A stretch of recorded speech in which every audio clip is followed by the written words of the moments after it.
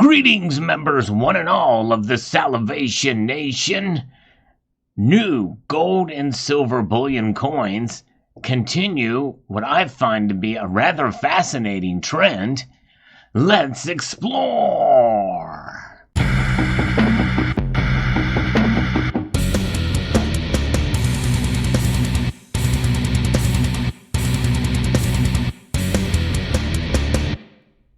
Queen Elizabeth II is well into her twilight years.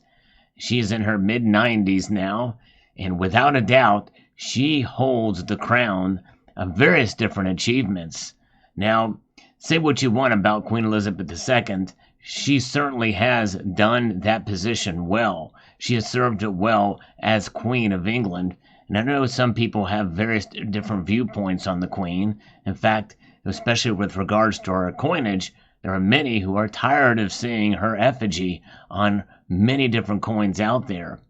But one of the highlights of what the Queen has done and what the Queen, what accomplishments have been, is she has presided over the Commonwealth nations during a very strong period transitional periods for the United Kingdom.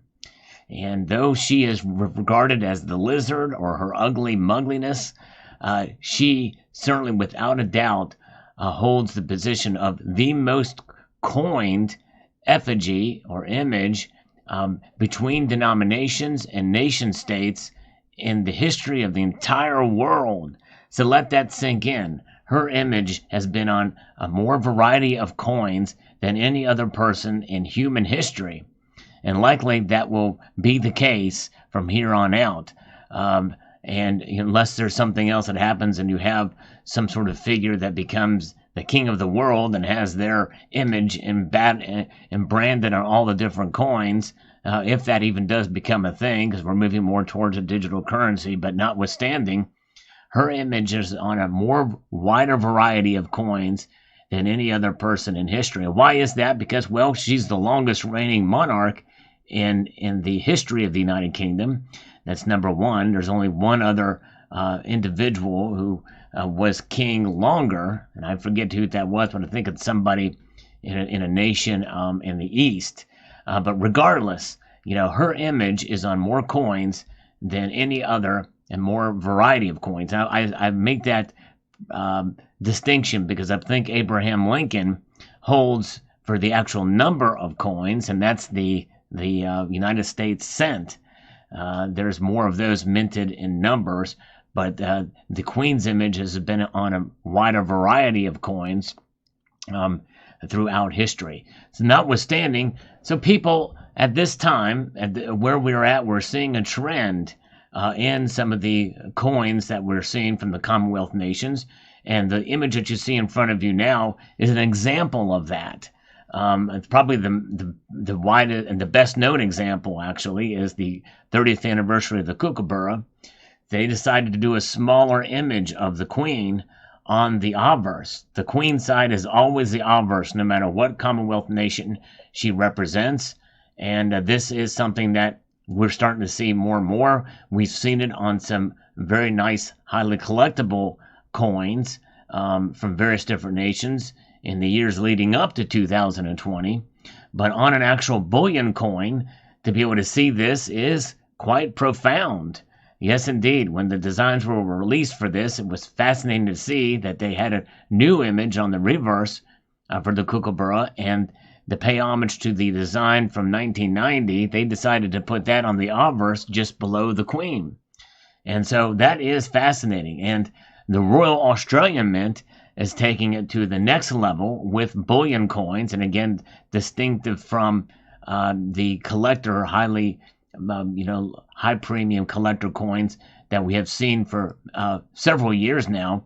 The Royal Australian Mint has released and introduced the new series Wildflowers of Australia, featuring here the Waratah. So we're going to look at this and look at these designs, and I think they're quite fascinating coins. This is from coinupdate.com.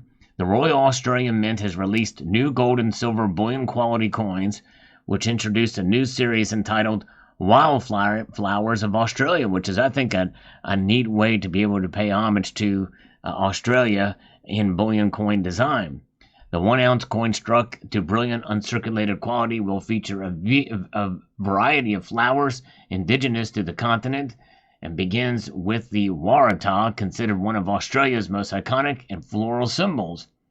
With its crimson flower head, razor leaves, and long stem, it's possible the Waratah, otherwise known as the Telopia speciosima, has adorned more Australian homes and gardens than any other flower. Throughout the years, this distinctive flower has been depicted on stamps and earlier commemorative coins, and in 2022, the Waratah launches this new bullion and collector coin series. And here we can see the image, when I think it's fascinating here, it shows the Perth Mint emblem here, which is kind of odd, because I first thought this was Perth Mint, but we're going to take a look at this a little higher image quality here. We can see the look of the flowers on the reverse here. But look at the obverse, more flowers as they start to bloom on this side, and you can see a smaller image of the queen there in these bullion coins.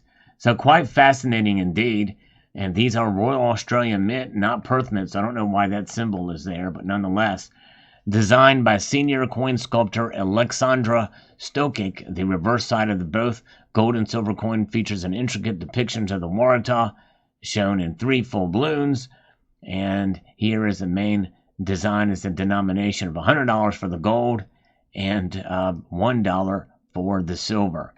Yes, indeed, and we can see the specifications. The silver coin is 40 millimeters, and the gold coin, like most Royal Australian Mint gold coins, is a pretty wide 38.7 millimeter. I actually like it when it's a smaller diameter for the gold coins, but let's take a look at the gold. And yes, indeed, you can see there.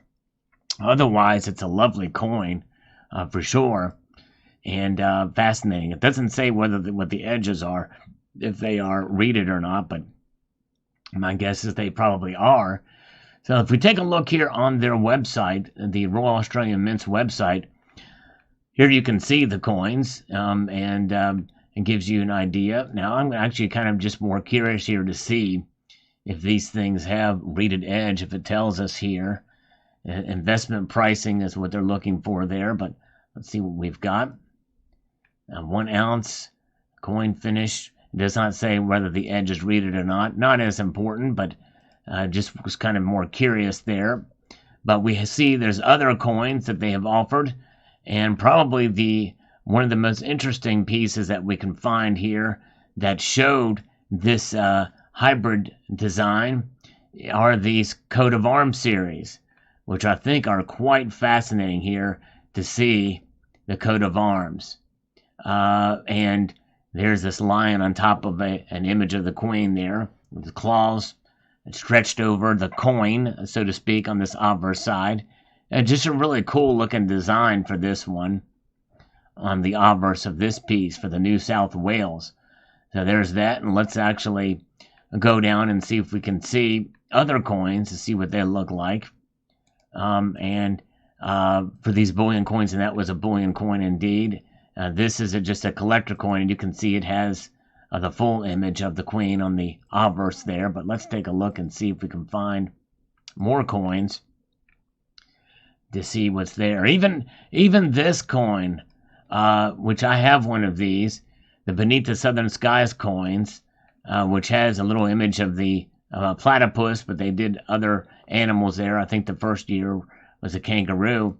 It has sort of a doctored, the queen is a little bit smaller, and you can see kind of the longitude and latitude lines of the earth there represented, which I think is a kind of a cool thing that they've done. I have one of these coins, showed it in many videos, which I think is intriguing. Now here is another one from 2021 that shows a different obverse with the queen off to the side there, and that's pretty cool that they do that. I think it's very classy, very cool. It still pays homage to the queen, but she's not the central focus on this side.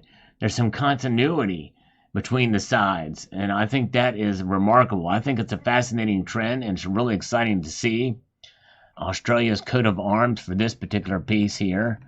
And you can see that they have their specifications here. It doesn't say what the edges probably read it, is my guess.